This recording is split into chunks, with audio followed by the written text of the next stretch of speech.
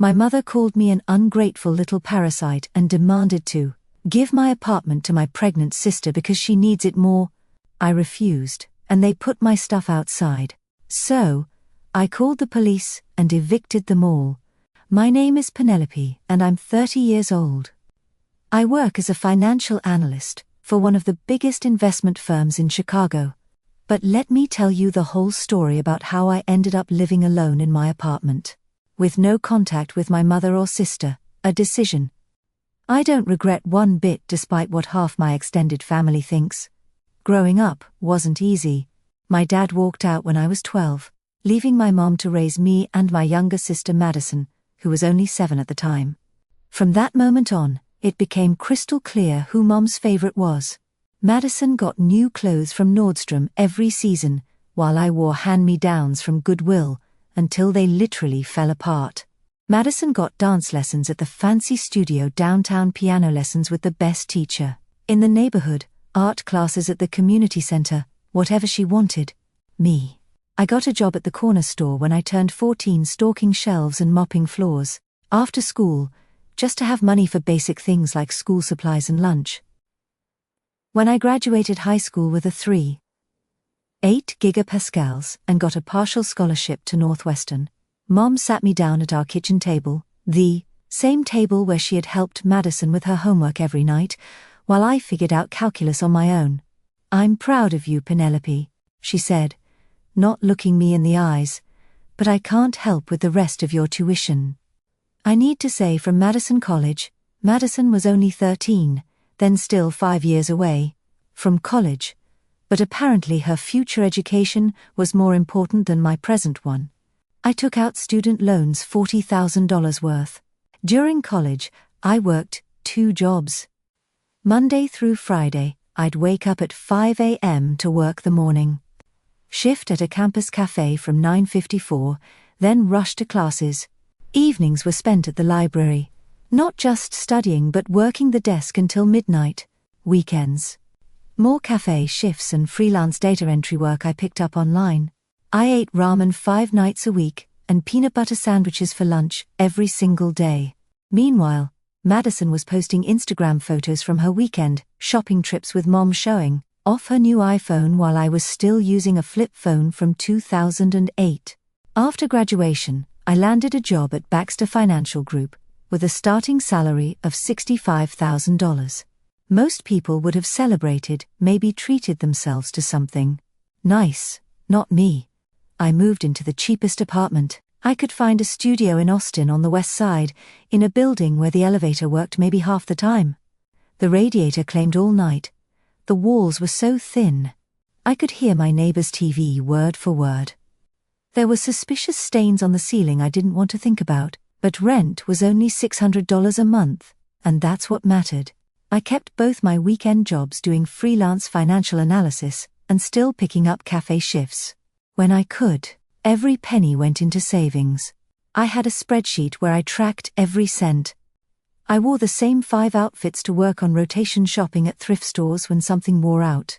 I didn't go out, didn't date, didn't do anything that cost money. My coworkers would invite me to happy hour, and I'd make excuses. They thought I was weird and asocial. They didn't understand I had a goal. For 8 years I lived like this. When I finally had enough for a 20% down payment, $76,000, I bought a 2-bedroom apartment in Lincoln Park. Nothing fancy, but it was in a good building with doorman security, working appliances, and windows that actually sealed properly. The mortgage was $1,800 a month for 15 years. But with my salary, which had grown to $85,000 by then, I could afford it. The day I got the keys, I sat on the floor of my empty living room and cried. Mom called a week after I moved in. "Congratulations on your little place," she said, emphasizing little, like it was something shameful. "Madison says Lincoln Park is getting kind of sketchy these days. You could save so much money if you just moved back home with us. Madison and I have plenty of room." "Thanks, but I'm good here," I told her. "Sweet yourself, always been stubborn, haven't you? I hope you're not too lonely in that apartment all by yourself." That should have been my first warning sign. 3 months later, my phone rang at work. It was Mom, and she was crying, not just crying, sobbing dramatically. "Penelope, we're in trouble. The landlord raised our rent by $500, and Madison lost her job at the boutique. We can't afford to stay here. We'll be on the street. What about Madison College Fund?" "You saved?" I asked, the one that was so important. "You couldn't help with my tuition." There was a pause that's gone. Madison needed it for things, right? I found out later things meant a failed attempt at becoming an Instagram influencer. She'd spent $30,000 on photography, equipment, designer, clothes, bags, shoes, and even hired a social media manager for 3 months. She had 2,000 followers to show for it. "We need to stay with you." Mom continued, the tears getting louder just temporarily, until we get back on our feet. "We're family. Penelope, family helps each other." I wanted to say no. Every instinct, every fiber of my being screamed at me to say no. Crying got louder, and the guilt trip hit its mark. The little girl in me who still wanted her mother's approval won out. "Fine, but it's temporary, 3 months maximum." They moved in with 2 carloads of stuff. I'd cleared out the second bedroom for them, figuring Mom and Madison could share it. I'd even bought an air mattress, but within a week, my organized apartment looked like a tornado hit it.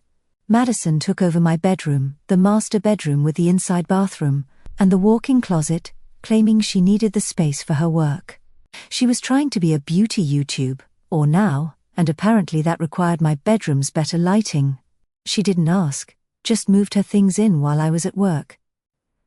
When I came home, my clothes were piled on the couch. Mom took the second bedroom, saying her back couldn't handle sharing with Madison, and definitely couldn't handle the couch. "I'm in my 50 seconds, Penelope. I need a proper bed." "You're young. The couch will be fine for you." There I was, sleeping on my own couch in my own apartment that I was paying $1,800 a month for. It got worse, much worse. Madison treated the place like her personal kingdom. She'd have friends over without asking, sometimes until 2 a.m. on weeknights when I had to be up at 6 for work. I'd come home to find strangers in my living room, drinking my wine, eating my food. When I complained, Madison would roll her eyes. "God, Penelope, they're just friends. Stop being so antisocial. Maybe if you had friends, you'd understand." She went through my things like they were hers. My expensive face creams that I'd saved up for. She used them liberally, leaving the jars open on the bathroom counter. My silk blouse is that I wore to important meetings. She borrowed them for her YouTube videos, returning them with makeup stains. My emergency cash I kept in a drawer. It mysteriously disappeared. And when I confronted her, she said, "I needed it for an Uber. I'll pay you back." She never did. Mom was no better. She completely took over the kitchen, rearranging everything. My organized cabinets became chaos. She threw out my meal prep containers because they were taking up too much space, and replaced them with her collection of mismatched Tupperware. She tossed my healthy food, saying it was rabbit food, and filled the fridge with junk food and frozen dinners. She redecorated without asking. My minimalist living room became cluttered with her knickknacks, family photos, none, including me. I noticed, and God, he throw pillows. "You should be grateful," she'd say whenever I protested anything. "Not everyone has family willing to help them feel less lonely. You were living like a robot before we came. Now this place actually feels like a home." I wasn't lonely. I was perfectly happy alone. Now I was miserable in my own home. The bills started piling up. There are few things included Madison's entire YouTube setup, which ran my electricity bill up by $100 a month. They were both home all day, running the AC constantly in summer, the heat blasting in winter. My water bill doubled from Madison hour, long showers and Mom's constant laundry. Internet usage went through the roof from Madison up, loading and streaming. When I asked them to contribute, Mom looked at me like I'd slapped her. "We're family. Penelope family doesn't charge each other rent. Besides, we're in a tough spot. You have a good job. You can afford it." 3 months came and went. They showed no signs of leaving. When I brought it up, Mom would start crying about how hard it was to find affordable housing, how Madison was so close to making it big on YouTube. She had 500 subscribers, how they just needed a little more time. Then came more bold moves. Madison started bringing guys over, different ones every few weeks. They'd eat my food, use my Netflix account, and treat me like I was the intruder. One guy, Brad, actually asked me, "So, do you live here too?" Madison laughed and said, "Unfortunately, she's my sister. She's kind of a loser, but she pays the bills, so we keep her around." Mom started going through my mail. I'd find open bank statements, credit card bills. When I confronted her, she said, "I'm your mother. I have a right to know how you're doing financially. And frankly, Penelope, you're being selfish. You have all this money saved and we're struggling. That's not very Christian of you." Then came the announcement that changed everything. It was a Sunday morning. I was trying to enjoy my coffee on the balcony, the only place I could find peace since they never went out there, when Madison burst out, practically glowing, "I'm pregnant." She squealed. Mom jumped up from where she'd been sitting on my couch, watching TV on the new TV Madison bought with my TV money, and hugged her, tears streaming down her face. "Baby, this is wonderful. When did you find out?" "Yesterday. Jake and I are so excited. We're getting married next month at the courthouse." Jake, the unemployed DJ she'd been dating for 4 months, who lived with 3 roommates in Wicker Park and thought cryptocurrency was going to make him rich any day. Now, the same Jake had eaten $50 worth of my groceries last week and told me I needed to chill out about material possessions. Mom turned to me with this, a look I knew meant trouble. "Well, Penelope, this changes everything. Madison is going to need stability for the baby. This apartment would be perfect for them, can find their own place." I said flatly, "Don't be ridiculous. A baby needs a safe, clean environment.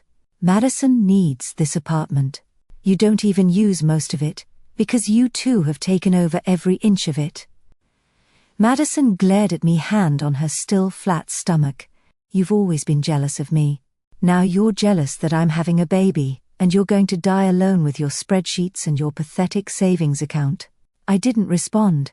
I just went inside and locked myself in the bathroom, the only door they hadn't removed the lock from, only because I'd installed a new one after Madison kept barging in while I was showering. Monday morning. I was at my desk, working on a quarterly report, when my phone rang. "Mom?" I let it go to voicemail. She called again and again. On the 4th call I picked up. "Penelope, I need you to listen very carefully," she said in her I'm the parent voice that she still thought worked on me. "You're going to transfer the apartment deed to Madison. She's pregnant. She needs this more than you do. You're young, you have a good job. You can easily rent a room somewhere." "Absolutely not." "Excuse me," I said. "No, I worked for 8 years to buy this apartment. I'm still paying the mortgage. Madison and Jake can find their own place like actual adults." "You ungrateful little parasite," she screamed. My co-workers looked over at me. I walked quickly to the conference room for privacy. "After everything I've done for you, you've always been jealous of Madison. Always jealous that she's prettier, more talented, more lovable. You're a bitter, envious, which you can't stand to see her sister happy." I hung up that evening. I drove home with a knot in my stomach. Something felt wrong. When I got to my building, the doorman, George, who I'd gotten to know over the months, looked uncomfortable. "Miss Chen, there was some commotion earlier. Your family was moving a lot of boxes." My heart sank. I ran to the elevator, jabbed the button for my floor. When I got to my hallway, I saw it, my boxes, my clothes, my books, my personal items. Everything I owned, all packed in cardboard boxes, and sitting by my apartment door. I tried my key. It didn't work. The lock had been changed, the door opened, and there stood Madison with Jake, both smirking at me like they'd won the lottery. "What the hell is this?" I demanded. "This is our apartment. now," Madison said, rubbing her still flat stomach dramatically. "Mom said you agreed to give it to us for the baby. So sweet of you, sis." "I never agreed to anything. This is my apartment. I own it." Jake stepped forward, trying to look intimidating despite being 5 feet 7 inches and skinny as a rail. "Look, your mom said you were being difficult, but the decision's been made. You need to think about the baby. Don't be selfish. Get out of my apartment right now, or I'm calling the police." Madison laughed that mean laugh she perfected in high school. "Go ahead. Mom will tell them you gave us permission to live here. It's our word against yours. 2 against 1. 3, if you count Jake. Besides, what kind of person kicks out a pregnant woman? How do you think that'll look?" Mom appeared behind them, arms crossed. "Penelope, stop making a scene. Maybe you should see a therapist about your memory issues, and your jealousy issues, and your anger issues." They slammed the door in my face. I stood there for maybe 30 seconds in complete shock. Then I calmly picked up my boxes, went back down to the lobby, and asked George to help me load them into my car. He didn't ask questions, just helped. I drove to a Holiday Inn, got a room, and immediately called the police. "I'd like to report a breaking and entering. I said someone has changed the locks on my apartment and refuses to leave." "Are they current residents?" the dispatcher asked. "They were staying with me temporarily, but I own the apartment. They've locked me out and changed the locks without permission. We'll send someone over." The next morning, I met 2 officers at my building at 8 a.m. I had every document, the deed, my mortgage statements, my bank records, showing the down payment, my ID showing my address, even emails from the property management company confirming my ownership. We went up to my apartment. Officer Martinez knocked firmly. Police opened the door. Mom opened it already in performance mode. Her face was tear-stained, her hair messy, like she'd been up all night crying. "Officers, thank God you're here. This is just a family dispute. My daughter is having a mental breakdown. She's trying to kick out her pregnant sister." "What kind of person does that?" "Ma'am, according to these documents, this apartment belongs to Penelope Chin." "Are you Penelope Chin?" "No, but I'm her mother." "And then you need to leave. This is her property. Anyone here without her permission is trespassing." Madison appeared, and the fake tears started immediately. She was good. I'll give her that she actually made herself hyperventilate a little. "Please. I'm pregnant. She's kicking out her pregnant sister. I have nowhere to go. My baby will be homeless." "What kind of monster does that?" Officer Martinez wasn't moved. "Ma'am, you have 1 hour to pack your belongings and leave, or we'll arrest you for trespassing." The tears stopped immediately. Madison's face turned ugly with rage. "You're going to regret this, Penelope. You're going to die alone and no one will care. No one will come to your funeral. Keep talking and it'll be 30 minutes. Officer Martinez said firmly when they finally had their things packed. Mom stopped in front of me. The officers were watching, so she couldn't do what she probably wanted to do.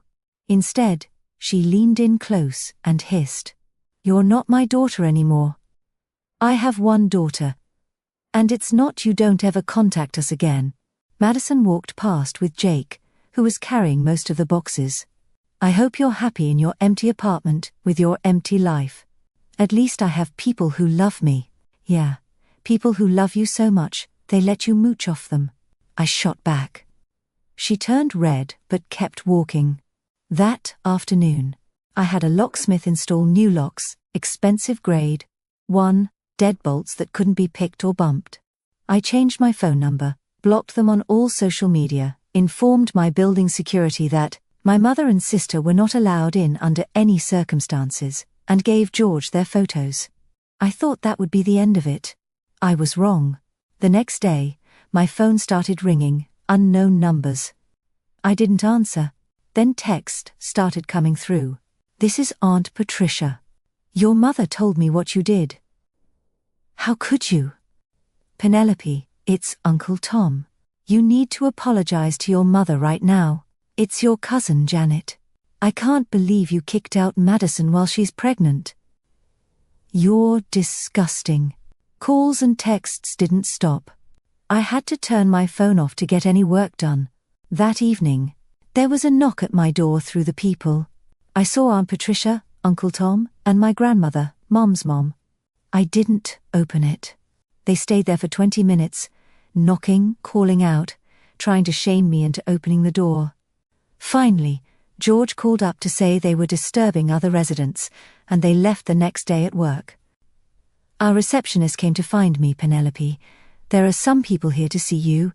They say they're family. I went to the lobby. There stood Uncle Tom, Aunt Patricia, and my cousin Mark in my workplace, in front of my colleagues. We need to talk about what you've done, Uncle Tom said loudly, throwing your pregnant sister on the street. What kind of person does that? This is my workplace. I said quietly, you need to leave, not until you agree to do the right thing. And Patricia said that baby needs a home. Security ended up escorting them out, but the damage was done. Everyone at work was staring at me. My boss called me into his office. Penelope, I don't know what's going on in your personal life, but it can't come to work. Handle it. The relatives didn't stop. Cousin Janet showed up at my gym. I joined just to talk to you. She said while I was on the treadmill, you need to make this right, put my earbuds in, and turned up the music. Uncle Richard called my office directly. This is a family emergency. He told our receptionist, so she put him through. Penelope, your grandmother is so upset she can't eat. She might have to go to the hospital. Is that what you want? I hung up and reported the call to HR. 2 weeks after the eviction, I got a letter at work. It was from Mom, but she'd clearly had helped writing it to sound more formal. Dear Penelope, your recent actions have caused irreparable harm to your sister and her unborn child. As your mother, I am formally requesting that you reconsider your cruel decision. Madison is pregnant and vulnerable. Jake has left her due to the stress you've caused. She is alone and frightened. Your aunt and uncle have offered to take us in temporarily, but their house is not suitable for a baby. You have a 2-bedroom apartment that you selfishly keep to yourself. If you have any humanity left, you will contact me immediately to arrange for Madison to return to the apartment. If not for her, then for your innocent nephew, who didn't ask to be born into such a heartless family. I have loved you despite your difficult personality, your jealousy, and your resentment. But this may be beyond forgiveness. If you don't act soon, your mother threw it in the trash. A month after the eviction, my cousin Beth came to my office. We'd always been friendly though, not close. She was one of the few relatives who hadn't attacked me yet. She looked uncomfortable. Your mom asked me to talk to you, she said. Against my better judgment, I listened. Apparently Madison and Jake had gotten a 1-bedroom apartment in Cicero, a rough neighborhood, an hour from downtown. Jake had promised he'd get a job to support them, but 2 weeks after moving in, he'd announced he wasn't ready for fatherhood and left for Los Angeles to pursue his music career. He blocked Madison's number before he even got to the airport. Madison, now 3 months pregnant and alone, had tried to move back with Mom. But Mom had given up their rental house, thinking she'd be living with me permanently. The landlord had already rented it to someone else. Mom ended up getting a studio apartment in a sketchy part of Rogers Park that cost $200 more than her old place. Now, Madison was sleeping on her couch. Your mom's working double shifts at Target just to make rent. Beth said Madison can't work because of morning sickness. They're barely eating. Your mom wanted me to ask if you'd reconsider letting them stay with you just until the baby comes. No, Beth left. And I thought that would be the end of it. 3 months after the eviction, there was another knock at my door. This time, it was Grandma alone. She was 78. She'd taken the bus to get to my apartment. Could see her through the people looking small and tired. Penelope, please. I'm too old for this. Just let me in. I almost didn't open it, but she was my grandma. She'd been good to me when I was little, before she started favoring Madison too. I opened the door, but didn't invite her in. "Can I at least sit down?" she asked. "My knees aren't what they used to be." I let her in, but didn't offer her anything to drink. "Your mother is struggling," she began. "She's my daughter. I have to try to help her. Penelope, what she did was wrong. I told her that changing your locks, that was too far. This surprised me you did. I may be old, but I'm not stupid. You bought this apartment, it's yours. But honey, Madison is about to have a baby. Your nephew, doesn't that mean anything to you? It means Madison should have thought about that before she tried to steal my home. Before she let Jake raw dog her after knowing him for 2 months. Grandma winced at my crudeness. You're very bitter. I'm realistic. Mom made her choices. She chose Madison over me every single time for 30 years. Now she gets to live with those choices. Grandma left. I heard later she told the family I was unreachable. Been 6 months since I kicked them out. My apartment is peaceful. I come home to silence, cook what I want, watch what I want, sleep in my own bed. I've started dating a guy from my gym named David. He's kind, has his own life together, owns his own condo, and most importantly has no drama, no crazy family trying to steal his home, no expectations that I'll save him from his bad decisions. Last week, I got another letter. This time to my home address. Someone had leaked it. It was in Madison handwriting. "Penelope, I had my baby, a boy, Jade, and he's beautiful. He looks like Jake, unfortunately, but he's still beautiful. We're living in a shelter now. Mom couldn't afford the studio apartment anymore. The shelter is terrible. There are addicts here. Dangerous Jade and deserves better. I know, I said horrible things to you. I'm sorry, I was jealous. You always had your life together, and I was a mess. Mom always told me I was special, that I deserved the best, that things would work out for me.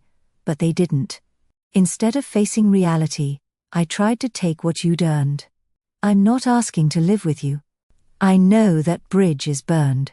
But could you maybe help us get a deposit for an apartment for Jade? And he didn't do anything wrong. Madison. I read it 3 times. Then I looked up homeless shelters in Chicago, until I found the one they were likely at.